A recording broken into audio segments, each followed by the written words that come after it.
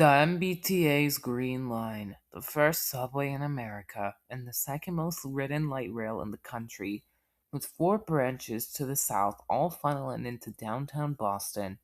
One of these is the D branch, the longest route out of the 4 branches, passing by Fenway Stadium and traveling through Brookline, Chestnut Hill, and Newton.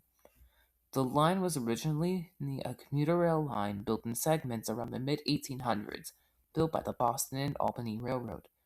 It was eventually converted to light rail in the late 1950s when the MTA purchased the line for trolley service, with operations resuming in 1959 between Kenmore and Riverside via Reservoir.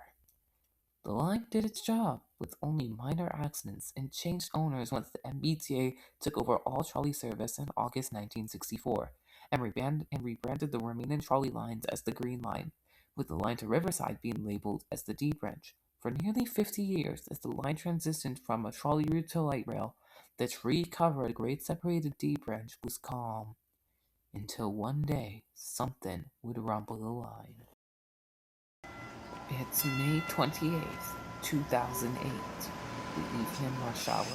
The Green Line was doing its daily job carrying passengers throughout the Boston area. One Green Line train was heading down the D branch to Riverside. The light rail train consisted of 2 Kinky-Shaw-Rio Type 7 cars, with 3703 leading and 3681 trailing. The train departed Kenmore Station at 5:35 p.m. to a relatively normal journey. Behind them was another D branch train also headed to Riverside, this time consisting of Type 7 cars, 3667 leading and 3708 trailing.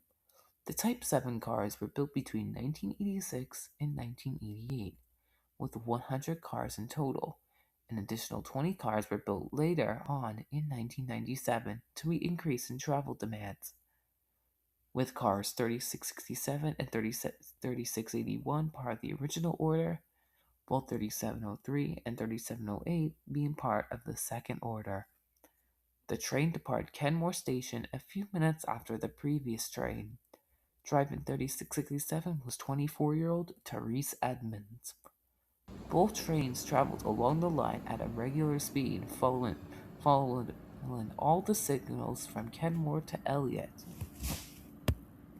Eventually, train 3703, as we'll call it, makes its way to Wapping Station and drops off a few passengers. Little did those commuters know, they nearly avoided a tragedy. 3703 leaves Wapping Station and stops at signal 864. The train sat there for about a minute before 864 turned yellow and 3703 slowly moved at around 5 miles per hour until it stopped at signal 866, which was red. Meanwhile, train 3667, as we'll call it, leaves Wapping Station. Signal 864 turns red as train 3703 is still stopped at 866. If you don't know already, the MBTA Green Line uses a fixed block signaling system. When a signal detects a train is in the block, the signal will turn red. As a train leaves the block, it will turn yellow to make sure no collisions happen, just in case the train ahead stops. Once there are no trains in the block, the signal will turn green. In this case, signal 864 is red because train 3703 is inside the block it monitors, and will eventually turn green once 3703 fully leaves the block. However, train 3667 doesn't stop and speeds past at around 40 miles per hour, heading straight towards 3703. Of course, the passengers don't realize that the train shot a signal until it would be too late. Meanwhile, train 3703 is still at 866, not realizing the inevitable danger coming right towards them. Finally, signal 866 turns green and train 3703 begins to depart, but it was too late.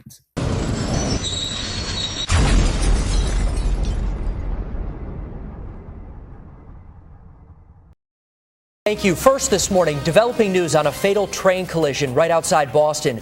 A team of federal investigators now at the scene here in Newton. The crash happened on the MBTA Green Line during rush hour late last night. Investigators At 5:51 p.m., train 3667 collides into train 3703 at 38 miles per hour. The force generated by the collision pushed cars 3703 and 3681 just over 30 feet from the point of impact. Car 3667's cab was totally destroyed in the collision, instantly killing driver Therese Edmonds. 8 people on board train 3667 were injured, one of them seriously. Car 3708 behind suffered minor damage but was intact. Car 3681's rear cab was completely smashed in and received heavy damage. 6 people on board were injured. Car 3703's cab was flattened and caved in on itself. The doors on board were stuck closed, so passengers had to physically break down the doors in order to escape. Locals hearing the collision were in complete shock, as this hasn't happened before on their line. Firefighters and ambulances descended onto the scene as the collision wasn't far from the Newton Wesley Hospital. All injured people were transported to the hospital while one seriously injured passenger was airlifted to the Boston Medical Center in the South End. In total, 14 people were injured, although an additional 36 people on board suffered unknown results. The whole Green Line D branch was shut down until June 1st in order to clear out the wreckage. All cars involved were hauled to the nearby Riverside facility for inspection and evidence collected. The MBTA listed the damage cost at $8.6 million. There was, however, one big question. How the heck did this collision happen? Accidents weren't unheard of on the MBTA even back then, but it wasn't to the extent of this magnitude. So what happened? The National Transportation Safety Board, or NTSB, alongside the MBTA, would investigate the crash. They first suspected the driver, Therese Edmonds, was distracted by using her cell phone while driving, even in car 3667. Normally, under MBTA guidelines, drivers are not allowed to use their cell phones while driving a powered vehicle. Somehow, they were able to look through her phone record, but it turns out she wasn't actually using it at the time of the crash. So, what actually happened? They then suspected, like in all runaway crashes, to look at the brakes and see if they were faulty, since that's the most common reason for runaway train accidents. After testing and inspecting the brakes on car 3667, they found something odd. While the train's air brakes worked as intended, when looking at the pedals, they weren't in the pressed down position, but rather in release. This meant the brakes weren't even applied altogether.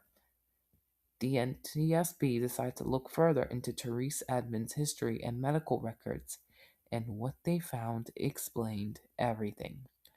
She was hired in August of 2007 as a part-time employee, which meant she could work for up to 6 hours per day.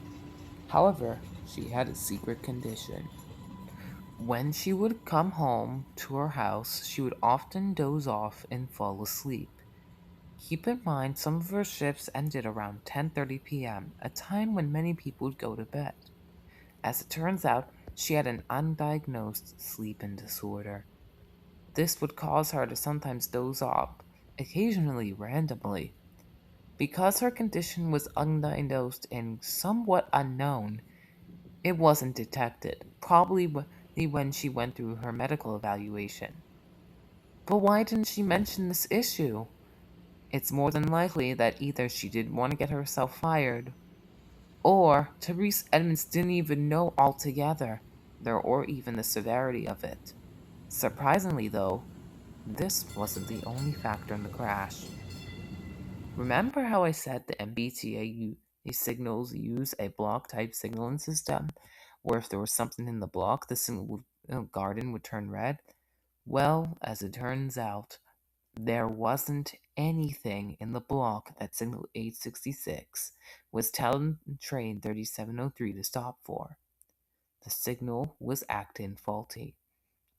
The signal should have been set to green, allowing train 3703 to continue to Woodland Station.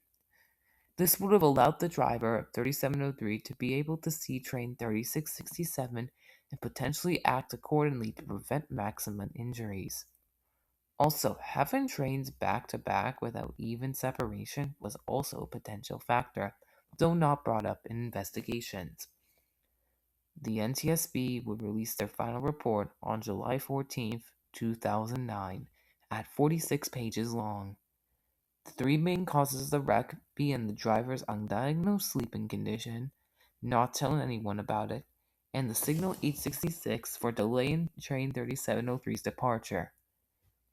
As for all the Type 7 cars involved, car 3667 was stored away until eventually being scrapped in 2012, while car 3708 was repaired and returned to service and can still be found on the Green Line as of 2026. As for the consist that was smashed into, car 3703 was also stored at Riverside, but unlike 3667, it was stored for several years until it was finally auctioned off for scrap in 2020. As for car 3681, the one that was completely smashed into, it was surprisingly repaired and returned to service and is currently still operating as of 2026.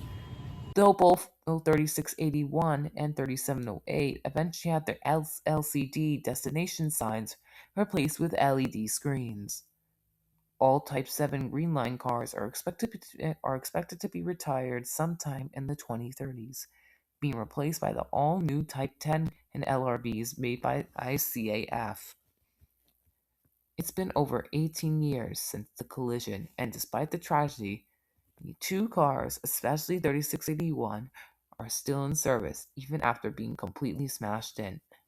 So next time you ride 3681 or 3708, just remember that they were at one point in a serious train collision.